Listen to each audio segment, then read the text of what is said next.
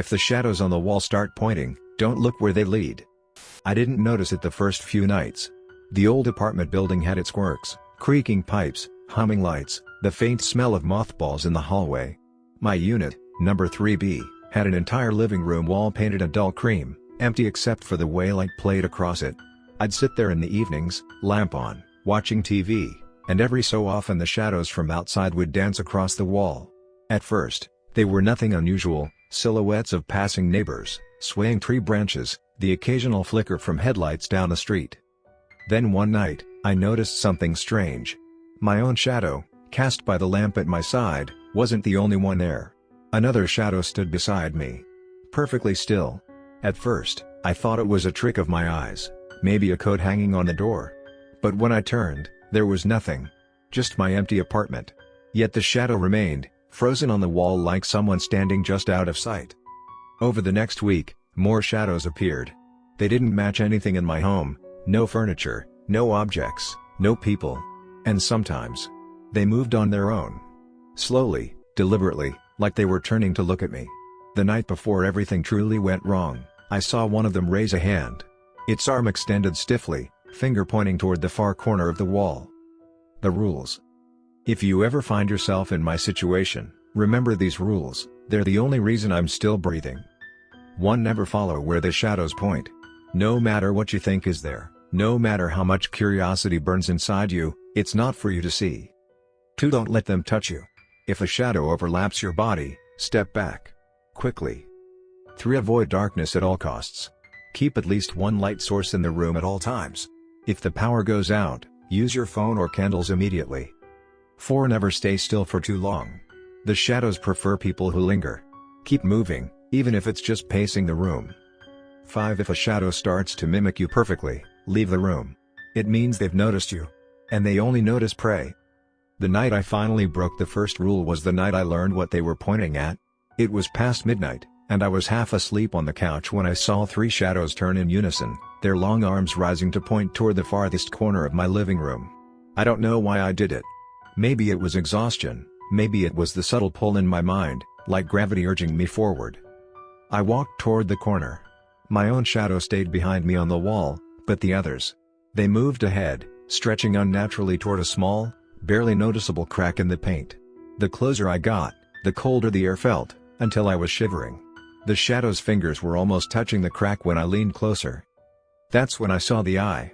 Not a normal human eye. This was too large, too wet, too hungry. It blinked slowly, like it had been watching for a long time and was finally seen in return.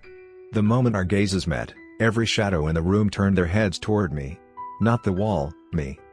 I stumbled backward, remembering the rules, fumbling for the lamp switch. The bulb flickered. The shadows surged forward. I swear I could feel their cold hands reaching, brushing against my skin. My body screamed to run, but my legs barely worked. At the last second, the light steadied, and the shadows snapped back to the wall, frozen again like nothing had happened. I didn't sleep that night. I packed my things at dawn and left 3B for good. But sometimes, when I'm in a dim room and I catch my shadow in the corner of my eye, I notice it isn't alone. And once in a while, when the lighting is just right, I still see one of those long, thin arms slowly lifting, finger pointing towards something I know I must never, ever look at. At first, it's just a faint movement, like the flicker of a candle, so subtle you could convince yourself you imagined it. But the longer I hold still, the more defined it becomes, the arm stretching unnaturally long, the finger crooking slightly, beckoning. The darkness behind it seems to deepen, almost as if the wall itself is becoming less solid, less a surface and more a doorway. The air feels colder then, and the quiet in the room becomes a kind of pressure, pushing at my eardrums, making my heart beat louder in my head. The first time I almost followed its gesture, I was half asleep on my couch. The TV had gone to static without me noticing, and in the jittering gray light, the shadows had grown dense and strange. My own silhouette leaned against the far wall, except it wasn't mine. The head was tilted at a wrong angle, too far forward, and the arm wasn't resting on my lap but stretched out, finger angled toward the kitchen doorway. I don't know what came over me, but I felt this pull, like my bones were being tugged toward the place it was indicating. I remember my feet touching the floor without my permission, my knees unlocking as if my muscles belonged to someone else. Only the sudden sound of glass breaking in the sink snapped me out of it. I slammed my eyes shut and ran upstairs without looking. Another night, the pointing shadow returned, but this time I wasn't alone. A friend had come over, and as we sat talking, I saw his eyes shift slightly, following something over my shoulder. His face paled, his words faltering. I didn't have to turn around to know. The room had gone dim, though neither of us had touched the lights, and I could see the faint outline of my own shadow on the wall opposite him.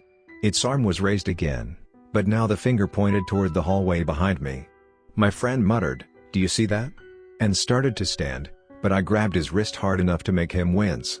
"Don't look," I whispered. "Don't even think about it."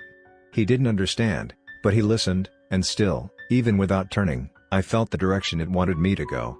Somewhere deep in the house, beyond where the light could reach. It's been getting worse lately. I've caught it in daylight now, when I thought it couldn't possibly appear. Sunlight should banish shadows, but not these. Yesterday, as I stepped out of the shower, steam clinging to the air, I saw it in the fog mirror, my shadow behind me, yes, but also another, taller one beside it. Its finger was pressed against the glass, as if it were on the other side, urging me to follow. My reflection didn't move, but that other shadow leaned closer, and I swear I heard the faint scrape of nails on the mirror surface. And tonight it's here again. The lights in my living room keep dimming no matter how many times I replace the bulbs. The shadows have crept longer, darker, curling up into the corners like vines. That arm is already raised, the finger aimed toward my front door. I can feel something waiting just beyond it, patient but hungry. My phone's battery is dead, my neighbors are asleep, and the air is heavy with the scent of dust and something faintly metallic. I don't know how much longer I can resist looking. I'm writing this now because if I disappear, someone needs to know. If the shadows start pointing, it's already too late, and whatever they're leading you toward has been waiting for you longer than you've been alive. The first time it happened, I didn't even realize it. I was at my desk, working late, the room lit only by the cold glow of my monitor. The shadow on the wall behind me stretched unnaturally far, as if the lamplight had been bending itself into impossible angles. I thought it was just my imagination, until I noticed the arm. It wasn't mine. It was far too thin, the elbow jutting at a sharp, unnatural angle, the fingers long enough to curl toward the floor. Slowly, it raised its hand and pointed. My skin crawled as the finger settled on the narrow crack between my closet doors. I didn't open it. I didn't have to. I knew something was on the other side, and it knew I was there. Since then, the pointing has become more frequent. At first, I thought I was losing my mind, maybe sleep-deprived, maybe stressed, but then I saw it in public. I was waiting at a bus stop, the sun barely setting, when I caught my reflection in the glass of the shelter. There I was, standing still.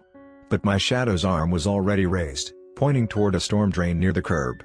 My stomach churned, and the longer I stared, the more I felt a faint vibration beneath my feet, like something shifting in the ground.